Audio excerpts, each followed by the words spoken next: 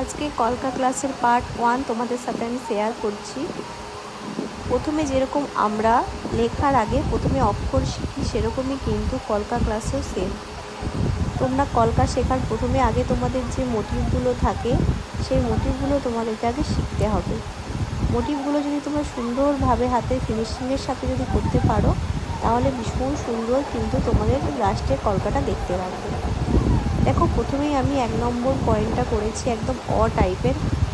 তারপরে এর সাথে একটা করে পাতার মতো ডিজাইন যোগ করেছি, যেটা কলকাতে প্রচুর দরকার হয়।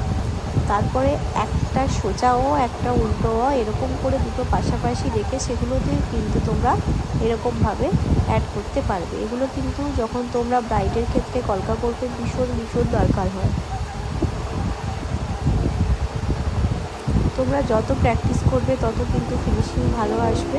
আর যাদের কলকা নিয়ে ভয় আছে, তারা এই মোটিভগুলোকে প্রচুর প্র্যাকটিস করো। দেখবে হাতে তোমরা এমনি যখন প্র্যাকটিস তোমরা হয়ে যাবে, দেখবে তোমরা ইজিলি একটা কলকা করতে পারছো। তো আজকে পার্ট 1-এ কিছু একদম ইজি মোটিভ তোমাদেরকে আমি দেখাবো, যেটা হচ্ছে তোমরা ইজিলি করতে পারবে।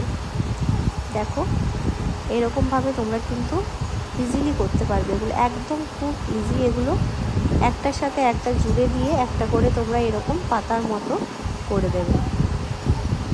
এগুলো প্রচুর প্র্যাকটিস করো। নিজের হাতের আর্ট পেপার বা ঘরের কোনো কিছু কাগজে তোমরা প্র্যাকটিস করো, নিজেদের প্র্যাকটিস করো বা কারো কপালে প্র্যাকটিস করো। প্রথমে হাতে পেন দিয়েও তোমরা কিন্তু প্র্যাকটিস করতে পারো। পেন দিয়ে খাতাতেও কিন্তু যেরকম আমরা অক্ষর লিখি, সেরকম তোমরা প্র্যাকটিস করতে পারো। আচ্ছা, তারপরে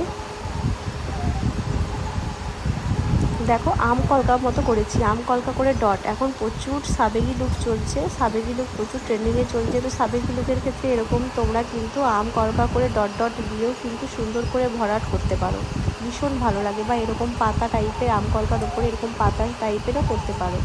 এগুলো কিন্তু তোমরা একদম বেসিকের যে কলকা হয়, সেগুলো থেকে কিন্তু এগুলো মাস্ট প্র্যাকটিস করতেই হবে। তো এরকম তোমরা কিন্তু আমি যেভাবে দেখাচ্ছি সেরকমভাবে তোমরা যদি প্র্যাকটিস করো, তোমরা কিন্তু 7 দিনেই কলকা শিখে যাবে এবং ব্রাইডেরও কিন্তু কলকা করতে পারবে। একদম ইজি স্টেপ দেখাচ্ছি। দেখো, একটা সোজা একটা উল্টো ত, একটা সোজা ত, একটা উল্টো ত, এভাবেও কিন্তু প্রচুর কলকা হয়। দেখো কত ইজিভাবে করেছি।